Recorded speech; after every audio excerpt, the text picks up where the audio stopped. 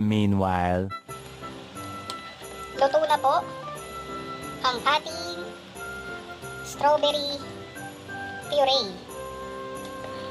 Maya-maya po kapag nag-cool down na siya, pwede na natin siyang ilagay sa ating gagawin na milk burst using almond milk, sweetener at saka all-purpose cream. Laging hindi nawawala si sweetener.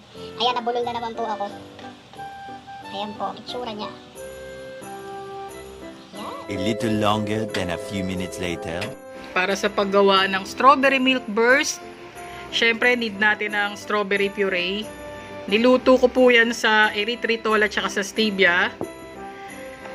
Next yung ating natural stevia. Syempre di mawawala yung almond brew na almond milk, unsweetened dapat. Tsaka all-purpose cream. Yan, mag-start na po tayo.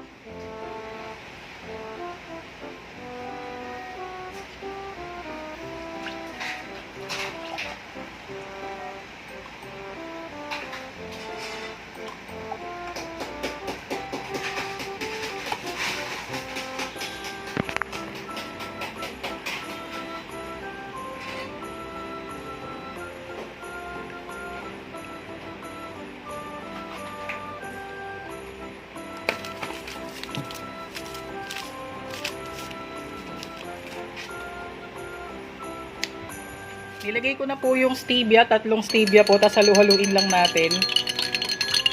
Pag umokay na po yung tamis, okay na siya, lalagay mo na yung puree mo.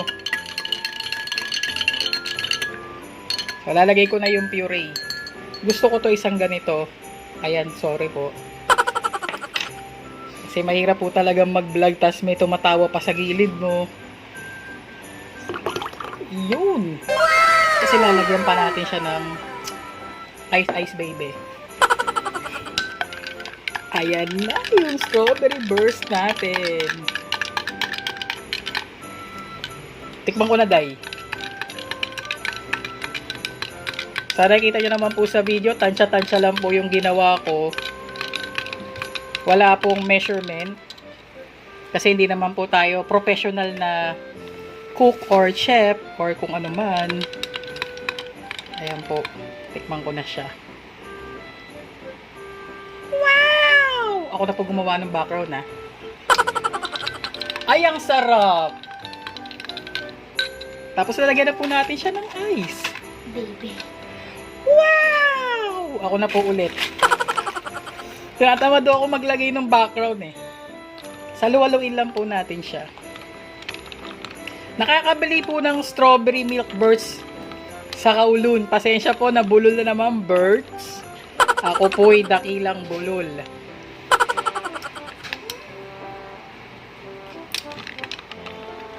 Wow! Ang sarap po. Ganun lang po kadali. Ang ating strawberry milk burst. Yung nasa gilid ko po, gagawa daw sila ng strawberry. Yung gagawin nyo? Cheese. Strawberry cream cheese naman po ang gagawin nila. So, okay na po yung ating strawberry milk burst. Wow!